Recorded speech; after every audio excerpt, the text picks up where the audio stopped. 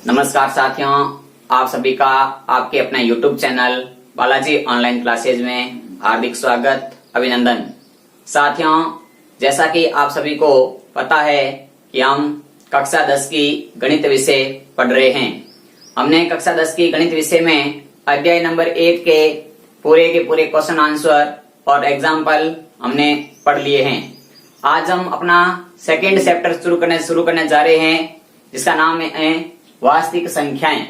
साथियों, वास्तविक संख्याओं से पहले कुछ इंपॉर्टेंट परिमेय संख्याएं है या अपराकृत संख्या है या पूर्ण संख्या है, इनकी संख्याओं के बारे में बेसिक जानकारी का वीडियो मैंने पहले बना रखा है। यदि आपने वो वीडियो नहीं देखा है तो इस वीडियो के डिस्क्रिप्शन बॉक्स में उस वीडियो का आपको लिंक मिल जाएगा। आप उस लिंक पर क्लिक करके वीडियो देख सकते हैं। यदि आपको डिस्क्रिप्शन बॉक्स का वीडियो नहीं मिलता है तो आप YouTube चैनल में जाकर के हमारे होम पेज के पास में लिखा हुआ प्लेलिस्ट, वहां से आप हमारा वीडियो देख सकते हैं। साथियों, जैसा कि आपके सामने ये बालाजी ऑनलाइन क्लासेज प्रत्येक दिन एक नया कॉन्सेप्ट आपके सामने राजस्थान जीके का हो या फिर साइंस का हो या फिर इंग्लिश का, हमेशा आपके लिए लेकर तैयार रहता है। यदि आप मेरे YouTube चैनल पर पहली बार विजिट कर रहे हैं तो साथियों, मेरे इस YouTube चैनल को सब्सक्राइब करें और यदि आपको ये सेशन पसंद आता है तो इस वीडियो को लाइक करें। और साथियों, आपका एक शेयर और एक लाइक हमें इतनी खुशी प्रदान करता है कि हम आपके लिए नए से नया कॉन्सेप्ट लेकर के आपके सामने हमेशा इसी तरह पढ़ाते रहें। साथियों, इस क्लास के द्वारा जो गूगल से जो आय प्राप्त होगी, उस आय का 10% हिस्सा मैं गरीब विद्यार्थियों को बांटूंगा, यानी उनके विद्यालय के क्षेत्र में या उनकी पढ़ाई के क्षेत्र में लगाएंगे। तो साथियों, हमारी बालाजी टीम, जिसमें महेंद्र सर द्वारा आपको इंग्लिश समय समय पर पढ़ाई जाती है, अजय सर द्वारा विज्ञान समय समय पर पढ़ाई जाती है, और मैं आपका अनुज मित्र गिरधारी कुमावत आपको कक्षा 10 की गणित, साथ ही साथ BSTC के लिए राजस्थान जीके रीजनिंग की क्लासें नियमित रूप से शुरू कर रहा हूँ। साथियों, कभी कभी कोई क्लास नहीं हो पाती है, उसके लिए मैं आप सभी से क्षमा का प्रार्थी हूँ। चलिए साथियों, हम शुरू करते हैं आज का हमारा सेशन रियल नंबर, यानी कि वास्तविक संख्याएं क्या होती है, इनके बारे में हम पढ़ते हैं। यानी कि हमारा आपको साथी में पहले एक बार थोड़ा सा बेसिक जानकारी देता हूँ। आपको प्राकृत संख्या आपने पढ़ रखी होगी छोटी कक्षा के अंदर, जिसे हम नेचुरल नंबर कहते हैं। दूसरी आपने पूर्ण संख्या पढ़ रखी होगी। तीसरी आपने पूर्णांक संख्या पढ़ रखी होगी। फिर आपने परिमेय संख्या भी पढ़ी है और अपरिमेय संख्या भी आपने पढ़ी हुई है। तो साथियों, ये सभी संख्याओं के बारे में फुल डिस्कशन के लिए आप उस वीडियो को देख लेना। आज हम पढ़ेंगे वास्तविक संख्याएं। तो वास्तविक संख्या किसे कहते हैं? तो वास्तविक संख्याएं कहते हैं परिमेय प्लस अपरिमेय संख्याओं का समूह, यानी कि परिमेय और अपरिमेय संख्याओं का समूह वास्तविक संख्या कहलाता है। ठीक है साथियों, इसे इंग्लिश में रियल नंबर कहते हैं और इसका प्रतीक चिन्ह होता है कैपिटल R, यानी कि इसको कैपिटल R से प्रदर्शित करते हैं। तो साथियों, ये मैंने एक कॉन्सेप्ट जो लिखा है ना, ये हमारा एक पुराना वीडियो है, उसमें हमने सबको इसको डिस्कस में फुल विवरण के साथ में पढ़ रखा है, जो आप उसको आराम से पढ़ सकते हैं और समझ सकते हैं। तो चलिए साथियों, आज हम इस सेशन का जो मोस्ट इम्पोर्टेंट टॉपिक है वो शुरू करने जा रहे हैं। आज का हमारा टॉपिक रहेगा यूक्लिड विभाजन प्रमेय का। यूक्लिड विभाजन प्रमेय का, या हम इसे कह सकते हैं यूक्लिड विभाजन प्रमेय। तो साथियों, यूक्लिड विभाजन प्रमेय का क्या होती है? तो यूक्लिड विभाजन प्रमेय का के बारे में हम अध्ययन करते हैं। यूक्लिड विभाजन प्रमेय का तो साथियों, इसके बारे में हम फुल डिस्कशन के साथ में अभी पढ़ने जा रहे हैं। तो आपको यह सेशन आराम से देखना है और ध्यानपूर्वक समझना है, क्योंकि ये बोर्ड एग्जाम के लिए इस सेशन में से आपको एक प्रश्न 100% मिलेगा। तो इस प्रमेय को समझने से पहले मैं आपके सामने एक छोटा सा उदाहरण लेता हूं कि मैंने दो पूर्णांक संख्याएं ली, धनात्मक पूर्णांक संख्या 5 और 2। मैंने आपके सामने दो धनात्मक पूर्णांक संख्या ली है 5 और 2। अब हम इस 5 और 2 में से एक संबंध स्थापित करते हैं, यानी कि यदि मैं 5 के अंदर 2 का भाग लगाऊं तो 2 बार भाग गया 4, शेषफल आ गया 1। यहाँ से आपको ये छोटी कक्षा में एक भाग सीखा है, इनकी दो धनात्मक पूर्णांक संख्याओं का भाग। तो हमने इस भाग से हमने पढ़ रखा है कि जिस संख्या का हम भाग लगाते हैं वो संख्या होती है हमारी, वो होती है भाजक। वो संख्या क्या होती है? भाजक होती है। जितना भाग गया वो हो गया हमारा भागफल, और जितना हमारा शेष आ गया, इनकी शेष संख्या बच जाती है, जिसे हम कहते हैं शेषफल। और जिस संख्या में भाग लगाया वो हमारा हो जाएगा भाज्य। इनकी साथियों आपने पढ़ रखा होगा, छोटी कक्षा के अंदर नियम पढ़ा था कि भाज्य बराबर भाजक इंटू भागफल, भाज्य बराबर भाजक इंटू भागफल प्लस शेषफल, भाज्य बराबर भाजक इंटू भागफल प्लस शेषफल। ये प्रमेय पढ़ा है। इसी प्रमेय पर आधारित हम इस प्रमेयिका को पढ़ेंगे। इनके हमारा ये छोटी कक्षा का नियम सेम ही नियम है, सिर्फ नाम चेंज है, तो हमें डरने की कोई जरूरत नहीं है। देखिए साथियों, यदि मैं इस भाजक को मैं ए मान लूं और जो जिसका भाग दिया है उसको मैं बी मान लूं, और जितना भाग आया है उसे मैं क्यू मान लूं, और शेषफल आया उसे मैं आर मान लूं, तो मेरे पास में आ जाएगा ए बराबर बी गुणा क्यू प्लस आर। तो साथ ही मैंने क्या माना है, जो मैं लिख रहा हूं, जो मैंने माना है वही मैं लिख रहा हूं। माना ए व बी दो धनात्मक पूर्णांक संख्या है जहां a is greater than b, यानी कि a b से बड़ा है। तो अब साथ ही मैं इसको आपके सामने जो मैंने एग्जांपल समझे उसमें साफ कर रहा हूं। तो मान लिया हमने क्या माना कि माना a और b दो धनात्मक पूर्णांक संख्या है जहां a b से बड़ा है।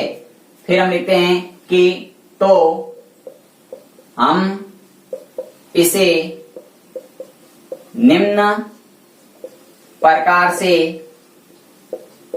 परिभाषित कर सकते हैं, निम्न प्रकार से परिभाषित कर सकते हैं। तो साथियों इस संख्या को निम्न प्रकार से परिभाषित कैसे करेंगे, इसको हम लिख सकते हैं a बराबर बी क्यू प्लस आर, जहां q व r पूर्णांक संख्या है। q और r क्या है? पूर्णांक संख्या है। और यहां से साथियों आपको पता है कि शेषफल हमेशा किससे छोटा होता है? इनके शेषफल होता है या तो शेषफल होता है हमारा 0 के बराबर होता है या 0 से बड़ा होता है। इनकी शेषफल या तो 0 के बराबर या 0 से बड़ा होता है, लेकिन हमेशा भाजक से छोटा होता है। तो साथियों शेषफल का मान होगा, इनकी r का मान 0 के बराबर या 0 से तो बड़ा होगा, जबकि जो b होगा उससे इस r का मान छोटा होगा। तो इस पूरे प्रमेय को हम यूक्लिड विभाजन प्रमेय का कहते हैं। तो ये था हमारा यूक्लिड विभाजन प्रमेय का। इनकी यूक्लिड विभाजन प्रमेय का से संबंध में हमने पढ़ा कि a और b, क्या पढ़ा साथियों? तो हमने पढ़ा कि a और b, इनकी एक संख्या है a और एक संख्या है b, दो धनात्मक पूर्णांक संख्याएं। कैसी संख्याएं? तो धनात्मक पूर्णांक संख्याएं हैं। फिर हमने पढ़ा एक कंडीशन कि a का मान b से यदि बड़ा है, a का मान यदि b से बड़ा है तो हम इसे निम्न प्रकार से परिभाषित कर सकते हैं, यानी कि q और r दो ऐसी संख्याएं होगी जो इस प्रकार से संख्या पूरी को प्रदर्शित करेगी। a बराबर बी क्यू प्लस r, और r का मान होगा वो 0 से बड़ा या 0 के बराबर होगा, लेकिन b से हमेशा छोटा होगा। तो चलिए साथियों आप इसका एक बार स्क्रीनशॉट ले लीजिए। उसके बाद में हम इस पर आधारित एक और प्रमेय है जिसे हम कहते हैं यूक्लिड विभाजन एल्गोरिथम, उसको हल करते हैं। तो आप इसका स्क्रीनशॉट लें जल्दी से एक बार। चलिए आपने सबने स्क्रीनशॉट ले लिया होगा। नेक्स्ट टॉपिक पढ़ते हैं हमारा आज का, वो है यूक्लिड विभाजन एल्गोरिथम, यानी कि इसी प्रमेय पर आधारित एक थ्योरम है पूरी की पूरी, जिसे हम कहते हैं यूक्लिड विभाजन एल्गोरिथम। यूक्लिड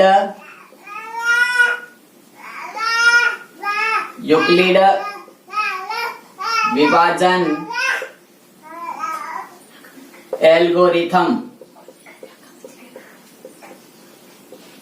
साथियों, एल्गोरिथम शब्द इनकी प्रमेय से लिया गया कि एक प्रकार की विधि, यूक्लिड विभाजन एल्गोरिथम एक प्रकार की विधि है जिसका प्रयोग हम किसी भी संख्या का एचसीएफ ज्ञात करने के लिए करते हैं।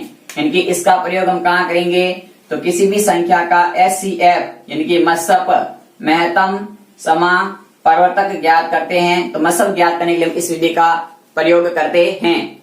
तो साथियों, ये विधि क्या होती है, तो इस विधि को पढ़ने के लिए अभी हमने प्रमेय पढ़ा था, यूक्लिड विभाजन प्रमेयिका पढ़ी थी। वही प्रमेयिका काम आएगी कि मान लिया कि माना यदि ए व बी दो धनात्मक पूर्णांक संख्या है, यानी कि हमने क्या माना है कि ए और बी यदि दो धनात्मक पूर्णांक संख्या है, जहां ए हमेशा ए का मान बी से बड़ा है, तो क्यू व आर, दो क्यू और आर को निम्न प्रकार से प्रदर्शित करेंगे।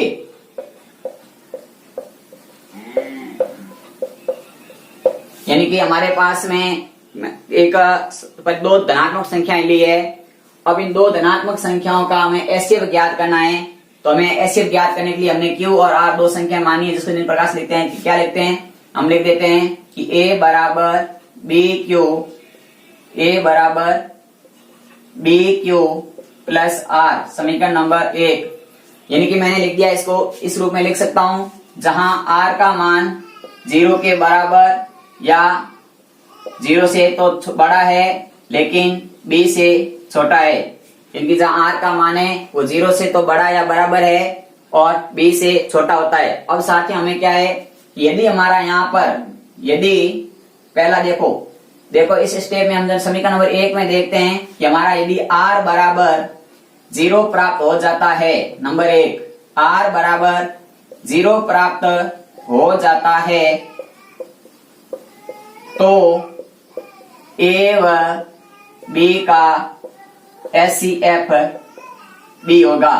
यानी कि यदि इसमें जब हमने ए और बी के अंदर ऐसा प्रक्रिया लगाई और क्यू और आर दो संख्याएं आ गई, और जब हमने देखा कि हमारा आर का मान 0 आ जाता है, तो ए और बी का एचसीएफ मिलता है, वो मिलता है बी मिलता है।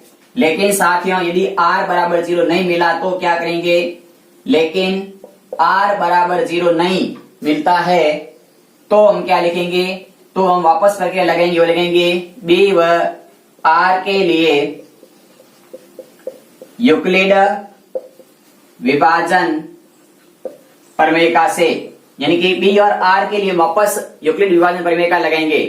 तो साथियों, बी और आर के लिए लगाते हैं तो हमारे पास आएगा बी बराबर R Q dash plus R dash. यहाँ क्यू डैश और आर डैश दो अलग अलग भागफल और शेषफल आएंगे, जो पहले वाले देंगे दोनों अलग होंगे, और जहां पर आर डैश का मान होगा वो 0 के बराबर या 0 से तो बड़ा होगा, जबकि हमारा जो स्मॉल आर है उससे छोटा होगा। यानी कि आर डैश का मान 0 से तो बड़ा या बराबर होगा, जबकि आर का मान होगा वो इस आर से आर डैश से छोटा होगा। यदि हमारा साथ है यहाँ पर आर डैश 0 आ जाता है तो यहाँ पर ऐसे हो जाएगा, यदि आर डैश बराबर 0 है तो बी व ए व बी का, ऊपर हम ए और बी का ऐसे ज्ञात करते हैं, तो ए व बी का एचसीएफ होगा, वो हो जाएगा हमारा ये आर जो यहाँ पर आया है। लेकिन यदि आर डैश बराबर 0 नहीं है तो हम ऊपर वाला प्रोसेस वापस यहाँ लगेंगे विभाजन प्रमेय से। तो हम क्या करेंगे, तो हम पुनः प्रक्रिया को दोहराएंगे। और ये कब तक दोहराएंगे? जब तक r बराबर 0 प्राप्त न हो जाए तब तक। जहां r का मान 0 मिल जाएगा तो उस समय जिस संख्या का हमने भाग लगाया है, यानी जो हमारा भाजक है वो एचसीएफ बन जाएगा। तो साथियों ये था हमारा यूक्लिड विभाजन एल्गोरिथम। एक बार आप इसका स्क्रीनशॉट ले लीजिए। फिर हम इसी एल्गोरिथम पर आज एक प्रश्न हल करते हैं जो बहुत ही इंपॉर्टेंट प्रश्न होगा। जल्दी से आप इसका स्क्रीनशॉट ले लीजिए।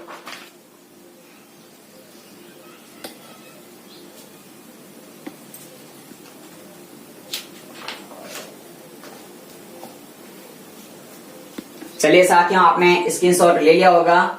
देखिए मैं आपको इसी एल्गोरिथम पर एक इंपॉर्टेंट क्वेश्चन, इनकी अपना बुक का एग्जाम्पल है, उसको आज हम हल करते हैं। आप भी उन पर विशेष तौर से ध्यान दीजिए। 100% आपको ये प्रमेय समझ में आएगा। देखिए साथियों, हमारे पास में दो संख्याएं लिखी हुई है, 81 और 237। हमारे को क्वेश्चन लिखा हुआ है एक कि 81 व 237 का एचसीएफ यूक्लिड विभाजन एल्गोरिथम द्वारा ज्ञात करो।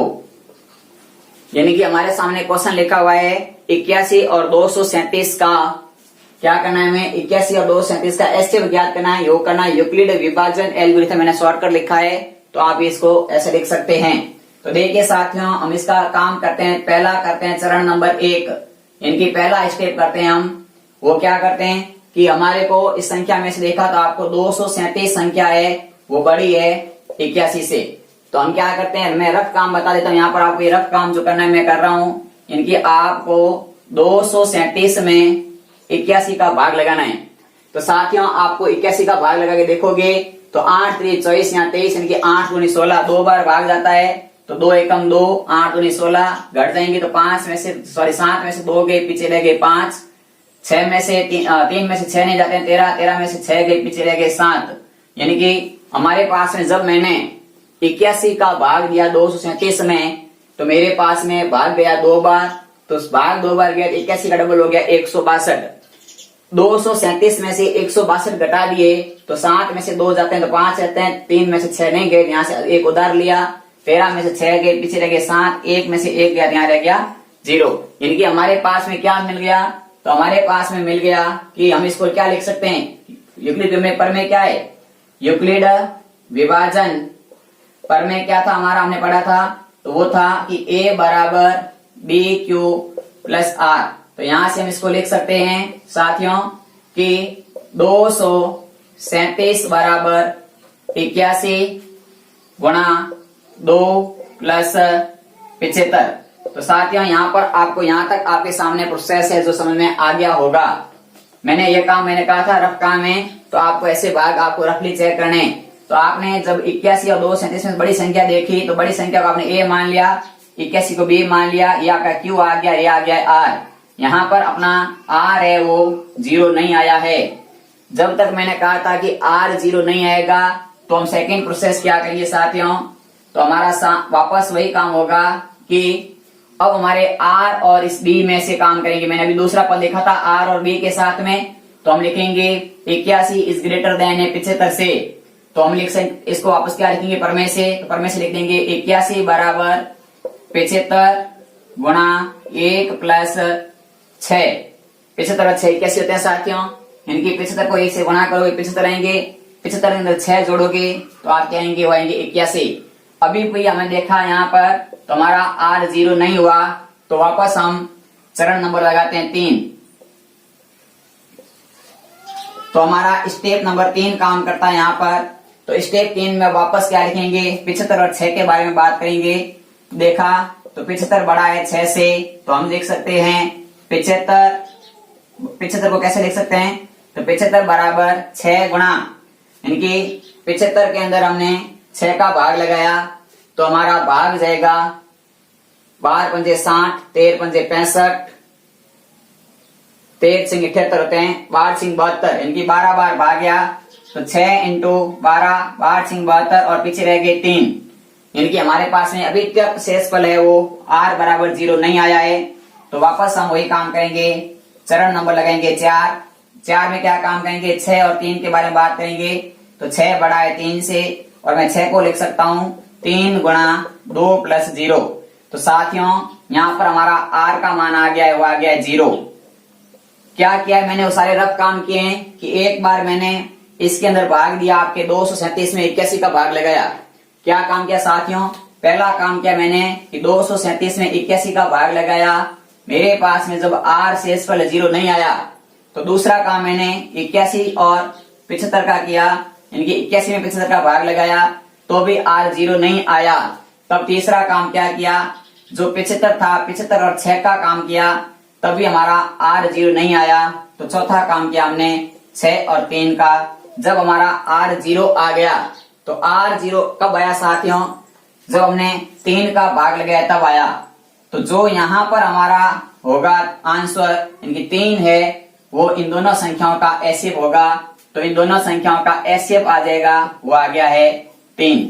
यदि आपको ये क्वेश्चन समझ में आया है तो कमेंट में आप सभी इस के क्वेश्चन के बारे में अपना अमूल्य सुझाव जरूर दें साथियों। और अगले वीडियो में हम एक्सरसाइज नंबर 2.1 के महत्वपूर्ण सवाल है जो इसी प्रमेय पर आधारित है उनको हल करेंगे।